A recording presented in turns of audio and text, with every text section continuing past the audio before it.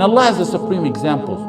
Tawakkul is putting your full trust on Allah, who has the supreme examples, Allah subhanahu wa ta'ala. You may go through dark tunnels in your life. That's part of life and a part of a believer's life. You think they're dark, but Allah always chooses what's best for you. عَجَبًا لِأَمْرِ الْمُؤْمِنِ إِنَّ أَمْرَهُ كُلَّهُ لَهُ خَيْرٌ. It's astonishing the matter of a believer.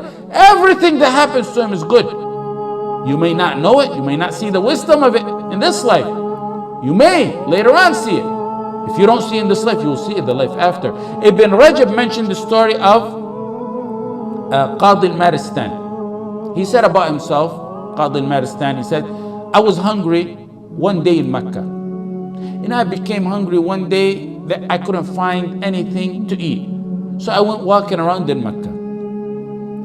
I found a pouch, a tightly tied pouch. I picked it up and brought it to my house. And then in my house, when I untied it, I found a beautiful necklace of pearls that it's like I've never seen anything like it before. He went from a difficult time to the utmost of ease. But tawakkul didn't waver a tiny bit in his heart. Full tawakkul on Allah when he was walking around hungry. And the same tawakkul now that he's a millionaire. It didn't last for long. The circumstance changed, but tawakkul remains firm. Unwavering tawakkul. As soon as he walked in Mecca, right after that, he walked in Mecca, he heard the old man calling out, I lost the necklace and I have 500 dinar reward for whoever brings me back the necklace. He said, I called the old man. That was bad news for him. He thought he was a millionaire. He said, I called the old man. Come to my house. I think I have your pouch. So he told the old man, describe the necklace for me. He said the old man not only described the necklace, but he described the pouch and the string that was tied around the pouch and the number of pearls and the string that held the pearls together and every single detail about the necklace. So he said, I gave him the necklace. Had to have been him. No way could have knew that all those details. And he handed me 500 dinar. And just as I was about to take it, I thought to myself, he said, I don't deserve this. And I refused the reward. The man kept insisting on giving the reward. And it was as if Abu Bakr wanted to keep his reliance on Allah totally, refusing the reward for something he felt he really didn't deserve. He didn't do nothing to deserve that money. So the old man took the reward and left. Qadil Maristan, whose name is Abu Bakr, Kunya Abu Bakr, said, I left Mecca after that.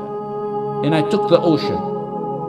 And on the way, the ship began to sink. All the money on board sunk, and many of the passengers, most of them, died. He said, I seen a small raft while I was in the water. I held on to it, and the wind kept blowing me for such a long time until I got to an occupied island. When I landed on the island, he said, I immediately headed to the masjid, finding that there's no one there, so I began to recite Quran. The people attended the masjid. They came to me, stranger in town. They asked, could you teach us Quran? They seen him recited. Could you teach us Quran? He said, yes. And then they began to overwhelm him with gifts.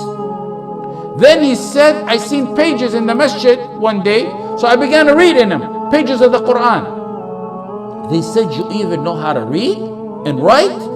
He said, yes. They told him, will you teach us and our children how to read and write? And they began to learn from him how to read and write, and also they showered him with gifts. Then they told him one day, after being there for some time, we have this problem. We have this young orphan girl.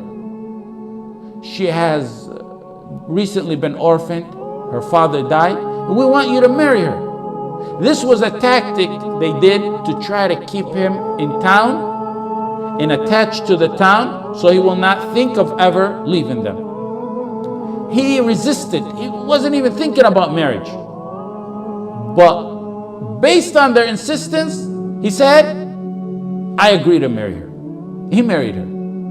Okay, the night of the wedding, When they presented her to him, he said, I looked at her and I was startled and astonished, and I was unable to raise my eyes off her neck.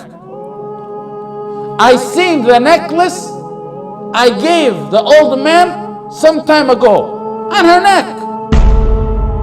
This is a true story, authentic story. He wasn't looking at his new bride's face, even though she's mentioned as being one of the most beautiful women in that town, in that island. The relatives around him said, you broke that orphan's heart. How could you look at the necklace and not at her? You're breaking her heart. It's like you're saying she's ugly by your looks. He said, I began to tell them the story of how I found that necklace on her neck, and how I returned it to some old man in Mecca, and how I left Mecca, and then the ship sunk, and how I arrived to their island. I told them the whole details of the story.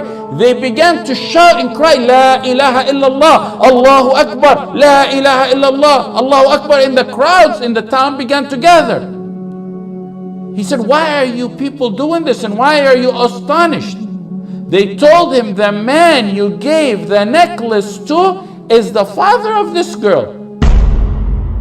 And what's more astonishing than that is we used to always hear him say, I never met a Muslim on the face of this earth like the man who returned the necklace to me. And they said we used to always hear him make dua, oh Allah, unite that man who returned the necklace with my daughter as her husband. He used to always ask Allah subhanahu wa ta'ala that he be the husband to his daughter, and Allah answered his dua. This is what happens with tawakkul. During hard times, your tawakkul needs to go unwavering, and that light will reappear at the end of the tunnel. Tawakkul is your source of ease and happiness in both difficult and happy times. That's not the end of the story. Look it, from tunnel to tunnel. You see the light, there you go in another tunnel. He said, I lived with her a very nice life, and Allah blessed me with 2 children. Tawakkul, through ease and hardship. Then she died. His wife died. Another hardship. So he said, me and my sons inherited the necklace. Then my 2 children died. Another hardship, but no, the tawakkul still there. He said, then I sold the necklace for 100,000 dinar. And that's where I got the wealth. He was explaining later on how he got the wealth he has. وَمَنْ يَتَّقِ اللَّهَ يَجْعَلْ لَهُ مَخْرَجًا. Whoever fears Allah, he keeps his duty to Allah, Allah will always find him a way out from every single difficulty you can imagine. وَيَرْزُقْهُ مِنْ حَيْثُ لَا يَحْتَسِبْ. He will provide him from sources he never imagined. وَيَرْزُقْهُمْ, it will come from sources you never even perceive. وَمَنْ يَتَوَكَّلْ عَلَى اللَّهِ فَهُوَ حَسْبُهُ. وَمَنْ يَتَوَكَّلْ عَلَى اللَّهِ فَهُوَ حَسْبُهُ. Whoever puts his trust in Allah subhanahu wa ta'ala, he will be sufficient for him. Whoever puts his trust in Allah subhanahu wa ta'ala, he will suffice him. Allah